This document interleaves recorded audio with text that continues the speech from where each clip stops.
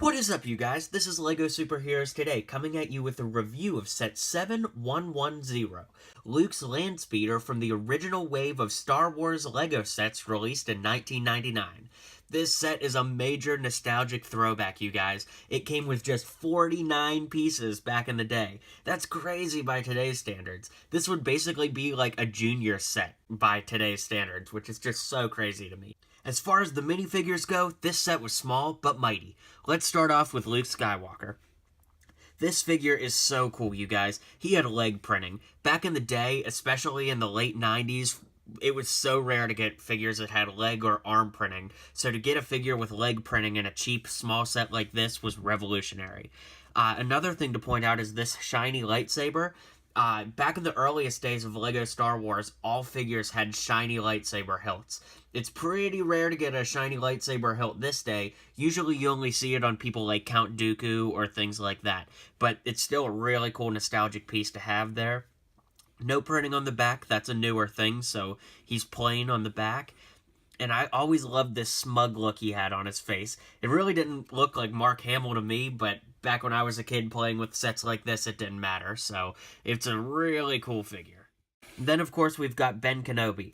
Just about as simple as it gets. We have normal minifigure hair in gray, which is a relatively rare piece even by today's standards. You don't see it in that many sets.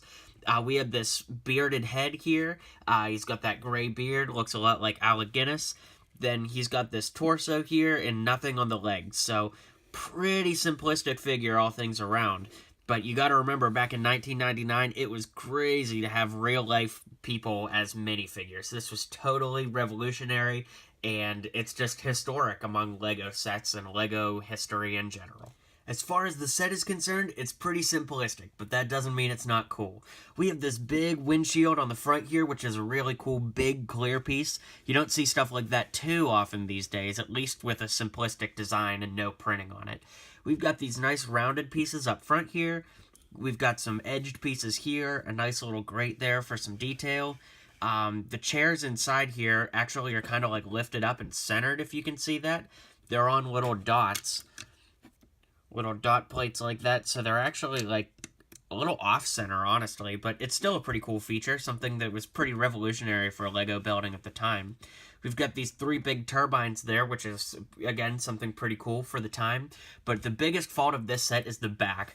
Look how little detail there is, guys. If this set was released in the modern day, it would be laughable. But back in 1999, when Star Wars was just getting started with LEGO, this set was awesome. I remember getting this set as a kid, and I was just over the moon about it. So here's how the minifigures fit in when you sit them there. It's kind of awkward with the windshield, because their hands have to be in a certain position, and it's a little awkward to get them in, like I said. But once you have them in, it definitely looks a lot like the movie. Another nice thing, too, is that once the figures are actually in the set, there's room on the back here for you to put C-3PO and R2, just like the film A New Hope. So that's what it looks like when the figures are inside.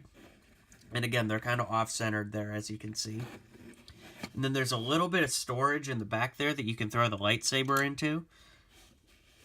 So that's pretty cool, you guys. It's a really simple set. My only complaint is that it doesn't have any play features, but I always have to curb my complaints with these old sets because you have to remember, LEGO and Star Wars were just getting started. It was untested waters, they weren't sure what to do, and without this set here and some of the other sets from the 99 wave, we wouldn't be talking about LEGO Star Wars today. So we owe a lot to these original sets for their originality and what they brought to the table for LEGO and Star Wars going forward. I hope you guys enjoyed watching this as much as I enjoyed making it. For more content, feel free to join me on Instagram, Twitter, Facebook, and right here on YouTube for LEGO reviews, news, and daily photos from your favorite LEGO themes. Thanks for tuning in. This has been an official transmission from LEGO Superheroes Today. And as always, build on.